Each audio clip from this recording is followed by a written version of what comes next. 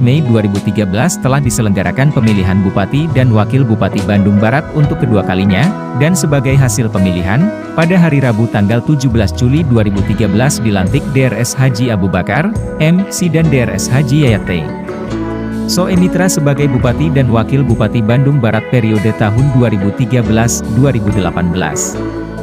Dan pada tanggal 27 Juni 2018 telah diselenggarakan pemilihan Bupati dan Wakil Bupati Bandung Barat.